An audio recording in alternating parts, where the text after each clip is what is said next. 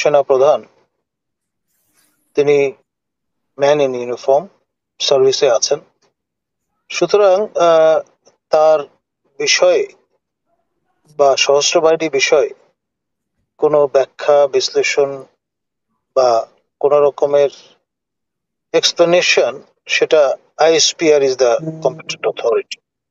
আমরা দেখেছি যে আইএসপিআর যে কোনো সময়ে যে কোনো ধরনের বক্তব্য হাজির করেন, যেটি কম্পিটেন্ট অথরিটির পক্ষ থেকে তাদের নির্দেশ দেওয়া হয় সেটি তার প্রতিপালন করেন। সম্প্রতিও আমরা দুটি এরকমের প্রেস রিলিজ বা জনসমক্ষে সবার অবগতির জন্য প্রকাশ করা দুটো রিলিজ আমরা দেখেছি। এখন পর্যন্ত আমার জানা মতে লেফটেন্যান্ট কর্নেল অবসরপ্রাপ্ত Mustafiz sir will be army out, ISPR এর পক্ষ থেকে এই ধরনের কোনো বিজ্ঞপ্তি আমরা পাইনি। সুতরাং তার বিষয়ে কিছু যদি বলি আমরা, সেটি অনুমান নির্ভর হবে। আমি মনে করি আমাদের এ বিষয়ে কোনো আগাম মন্তব্য হাজির করাটা সঠিক বা বিজ্ঞজনোচিত কাজ হবে না।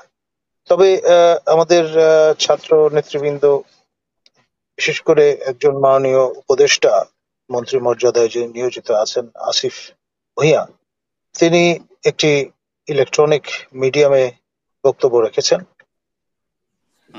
আর আমাদের হাসনাত, তিনি 11 মার্চে সেনানিবাসে তার যে মিথস্ক্রিয়া সংঘটিত হয়েছে সেই সম্পর্কে তিনি একটি বয়ান হাজির করেছেন। এখন আপনার এই নিরিখে আবার আপনার ইলিয়াস, তারপর আমাদের পিনাকি ভট্টাচার্য প্রমুখের একটি সোশ্যাল মিডিয়ামে ভিডিও দেখেছি, এবং প্রসঙ্গটা এসছে এইরকম যে বয়সের একটা ব্যাপার আছে, ম্যাচুরিটির একটা ব্যাপার আছে, সেই কারণেই হয়তো তিনি জনসমক্ষে বিষয়টি নিয়ে এসছেন। তো যাই হোক, যা কিছু ঘটেছে তা আমি মনে করি যে একটি বাতাবরণ থাকা দরকার ছিল। আর যদি কিছু বয়ান হাজির করতেই হতো, সেটা 11 বা 12 তারিখে বলে ফেলাটা সঠিক হতো। এত দেরি করে সেটি প্রকাশ্যে নিয়ে আসার কারণে এই নানান রকমের আপনার পত্র পল্লবে বিষয়টা এ পর্যন্ত এসে দাঁড়িয়েছে। আজকে শাহবাগে জনসমাবেশ পর্যন্ত অনুষ্ঠিত হয়েছে, গতকাল প্রেস ব্রিফিং পর্যন্ত সংগঠিত হয়েছে, এবং আপনার দেশে বিদেশে নানান রকমের আলোচনা সমালোচনা মানে ঝড়ো হাওয়া বইছে বলা যেতে পারে। সেজন্য আমাদের এই যে মাহে রমজানের সিয়াম সাধনার মাসে যতটা পরিমাণে পারা যায় আপনার বাক সংযুক্ত থাকাটাই উত্তম বলে আমি মনে করি। ধন্যবাদ। জি, জনাব নাজমুল হাসান কলিমুল্লাহ, শাহবাগের বিষয়টা আপনি যেটা বলেছেন, এনসিপির কর্মসূচি ছিল, সেখানে হাসনাত আব্দুল্লাহর একটা বক্তব্য ছিল যেখানে বলেছেন ক্যান্টনমেন্ট থেকে রাজনৈতিক পরিমণ্ডলে হস্তক্ষেপ 24 পরবর্তী বাংলাদেশের রাজনীতি মেনে নেবে না। ক্যান্টনমেন্ট থেকে কি আসলে এই রাজনীতিতে হস্তক্ষেপ করা হচ্ছে বর্তমান সময়ে? দেখুন, যদি তেমনটি ঘটতো তাহলে আপনার ওই 5 থেকে 8 অগস্ট পর্যন্ত দেশে কোনো ওই অর্থে সরকার প্রধান কেউ ছিলেন না, সরকার ছিল না। সেই সময় তো তারা এই হারকুলিয়ান জব বা দায়িত্ব নিজেদের কাঁধে নিয়ে যেতে পারতেন। যে বিষয়টি আমার কাছে মনে হয় যে এই যে ছাত্র জনতার যে বিপ্লব, তার শরিকানা কিন্তু আমাদের সশস্ত্র বাহিনীরও আছে। তারা 3 তারিখে দরবার করে যে সিদ্ধান্তটি জানিয়ে দিলেন যে তারা গুলি বর্ষণ করবেন না, সেইটি সবচেয়ে বড় গ্যারান্টি ক্লজ হিসেবে কিন্তু কাজ করেছে, এবং যে কারণে ডি ডে 6 তারিখ থেকে 5 তারিখে এগিয়ে নিয়ে আসা হয়েছে। সুতরাং এখানে কার অবদান কতটুকু, এই বর্ষায় না গিয়ে আমরা যে সবাই সফল হয়েছি, আমরা যারা আপনার টক শোতে আমাদের মতামতগুলো তুলে ধরেছি, যারা মিটিং মিছিল করেছেন, বিভিন্ন পেশায় নিয়োজিত ব্যক্তিবর্গ, সিনিয়র জুনিয়র, যেই অবস্থানেই যারা থাকি না কেন, সবার সম্মিলিত প্রয়াসে এই সফল বিপ্লবটি কিন্তু সম্পন্ন হয়েছে। আমরা এই বিপ্লবের সম অংশীদার।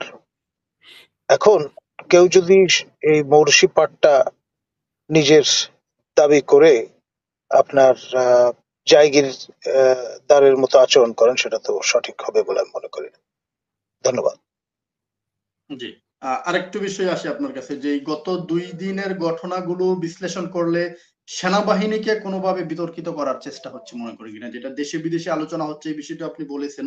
আর দেশে বিদেশে এই বিষয়গুলো নিয়ে আলোচনা হচ্ছে, বা সেনাপ্রধানের পদত্যাগ যেন করেন, বা আনন্দবাজার পত্রিকার যে নিউজ এসেছে যে কোনো সময় বাংলাদেশের সেনাবাহিনী সরকার টেক ওভার করতে পারেন। তো সেনাবাহিনীকে পরিকল্পিতভাবে জনগণের মুখোমুখি দাঁড় করানোর কোনো ষড়যন্ত্র হচ্ছে? নাজমুল হাসান।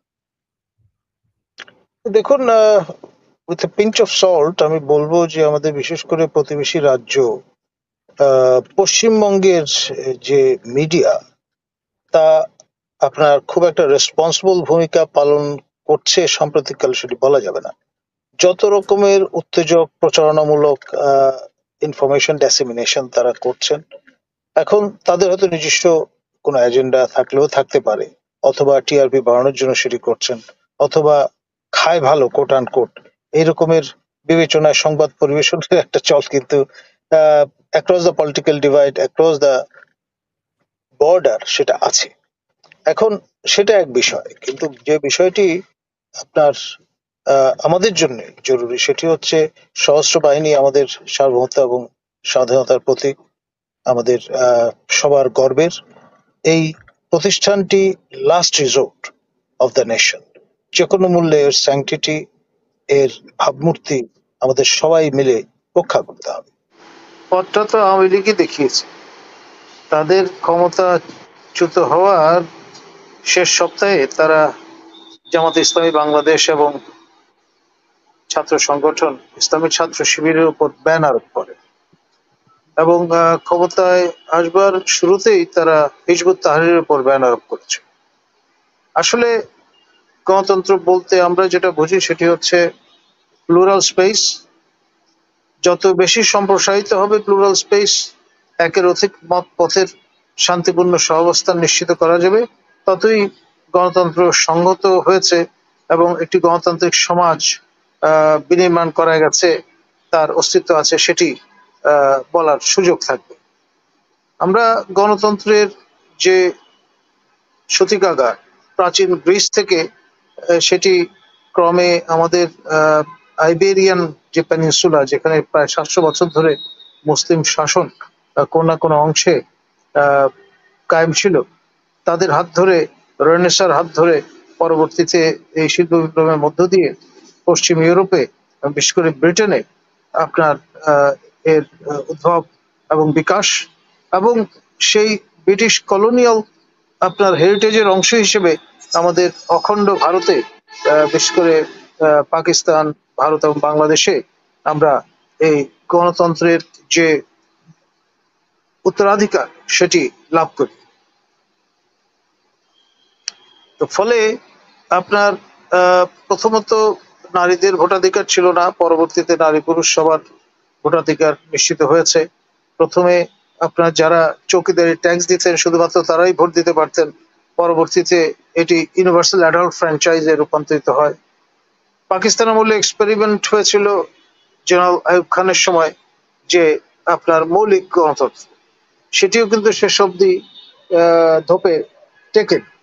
স্বাধীন বাংলাদেশ আপনার হিসেবে এই রাষ্ট্রটি বিশ্ব মানচিত্রে জায়গা করে নেয়ার পরে আমরা দেখেছি যে আপনার সমস্যাটা সূত্রপাত ঘটেছে তড়িঘড়ি করে জোড়াতালি দিয়ে একটি গণপরিষদ তৈরি করার মাধ্যমে।